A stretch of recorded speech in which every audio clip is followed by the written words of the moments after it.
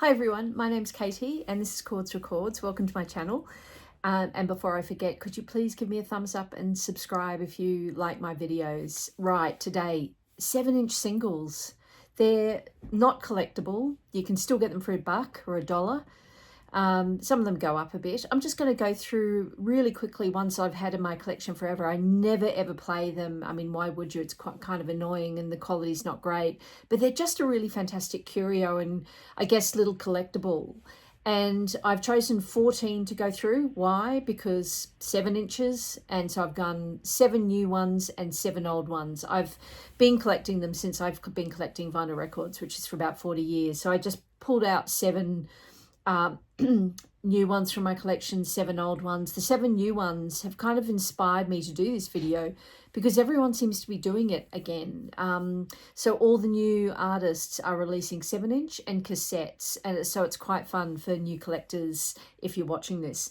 So I'll start right away with the latest one I've received, which is Orville Peck. Such a great new album that he's got out. And this is his single featuring Kylie Minogue. Oh my goodness, Diplo. Gosh, I can't believe I couldn't remember that. So fantastic dance song off his new album. It actually comes in this kind of weird, it's the first time I've seen this. It's kind of probably a bit of a cheap way to do it. It's just a kind of a folding sleeve with the single in that envelope.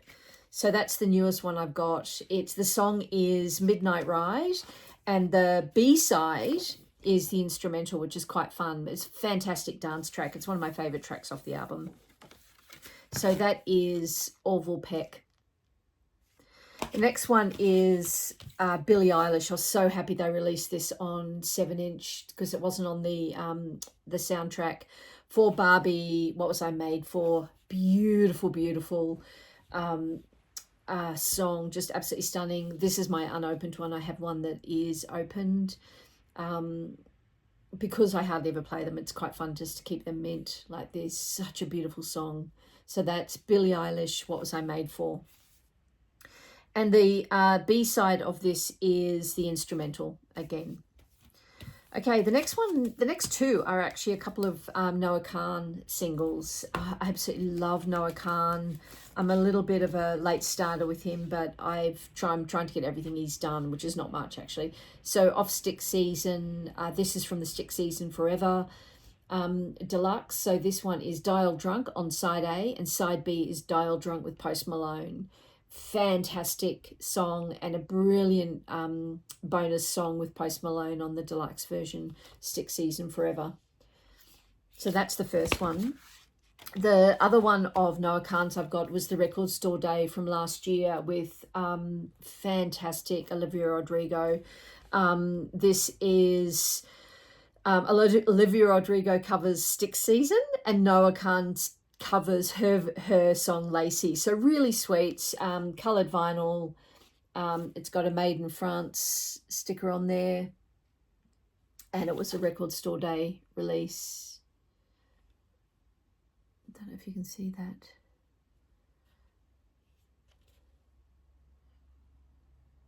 Okay, the next one is one of my favorites, Jacob Collier. I was so pleased he released this as well. This is side A, Never Going to Be Alone, featuring Lizzie McAlpine and John Mayer, and the side B, Never Going to Be Alone, the piano version.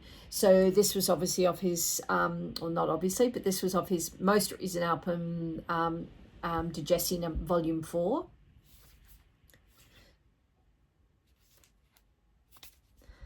And then 2 more of my new ones, Take Me to Church, Hosier. This was released only via his Instagram, 1 day only, sold out, Take Me to Church, on that kind of beautiful island yellow and black Ruby Works label. Yeah, so this sold out straight away, and it literally was only available from his stories. Love Hosier too. And then the final one of the new ones is the Courtney Barnett from the Spotify single series, released on red vinyl. She did 2 versions of this. There was a numbered one and just a limited edition one, which I just got the limited edition, not numbered one. I was just playing Courtney Barnett this morning too. So that's really fun. So this one is Houses on side 1 and Clarity on side 2.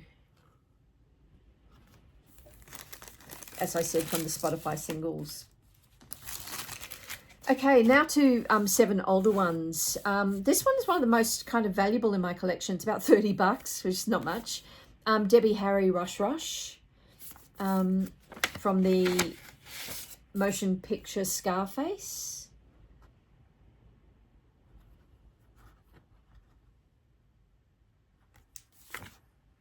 In a paper sleeve. Side 1 is Rush Rush dub, and the side 2 is Rush Rush dub version. Okay, the next one in my older ones, classic 80s band, UK band, Pet Shop Boys, absolutely loved them. Suburbia, and on side 2, Paninaro. So this was my New Zealand one. I lived in New Zealand for a lot of my childhood, and this is when I was buying all these singles. So a lot of these are the original singles and New Zealand packaging. So you can see EMI New Zealand.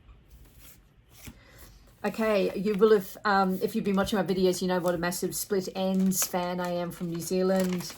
This is their single, This Is Massive, and One Mouth Is Fed. Again, Mushroom New Zealand label. You can see there. Very happy to have that as part of my Split Ends Completist collection. And you will also know that I have been discovering Fine Young Cannibals. And when I was going through my singles, I couldn't believe I had this 7-inch. And this is from the day. So this was, I bought this original when it came out. Australian New Zealand version. And these have never been played because I never played them at the time. I literally just bought them to collect them. And then we get into really older singles. I just pulled out a few. I've got a Beatles, Twist and Shout here, and The Boys on side 2, on the B side. I'm not I don't collect the Beatles really. If you look back on my videos, you'll see when I had my first mono Sgt. Peppers. So I'm not familiar with singles. This looks really dirty. It's in terrible condition. But it's just, for me, it was just a bit of a collector's item to have. I think it cost me like 50 cents at the time. I think it's an unusual B-side, I think. When I looked up on Discogs, they came with a different song for most of them, but they're still super affordable, like, you know, $10. And then the next one, and one of my favorites is in the original Motown label, the Jackson 5, I'll Be There. In the original Motown sleeve, sorry. So just fun to have. You know, I guess if you ever had a jukebox, you could play them. I'm not sure who. I know people do collect 45s just as a kind of an isolated collection. But for me, it's just a bit of fun. And then finally, this is my favorite. I absolutely love Buddy Holly. I had a massive original Buddy Holly collection, which I sold for my very first own turntable that I bought with my own money, as opposed to my parents'.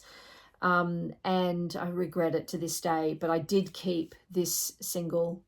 It was a same year reissue, 1960, I think. No, it would have been earlier than that. No, it doesn't say. But it's orange label coral. And the reason I bought this, it was $10 in New Zealand. The reason I bought this is because I absolutely love that song, True Love Ways. And he was one of the first, if not the first, rock and roll artist to use strings in a recording. And it kind of set the tone for future string use, like by the Beatles, etc. But he was the first. I mean, he died so young, 21 or 22, and to be so adventurous with his musicianship and his songwriting. And it's just such a beautiful recording and such a beautiful song. So, and another song that makes it tough. So that's it. 14 7-inches from my collection. I'd be very interested to know if you collect 7 inches and if you play them. Do you just collect them as a kind of as a collectible, or do you actually play them? Very curious about 7 inches, and should I start looking out for more? So please let me know in the comments. I really want to hear about it, and I'll see you in my next video. I hope you enjoyed this. As I said at the beginning of the video, if you could like and subscribe, I'd really appreciate it. Okay, thanks very much. Bye.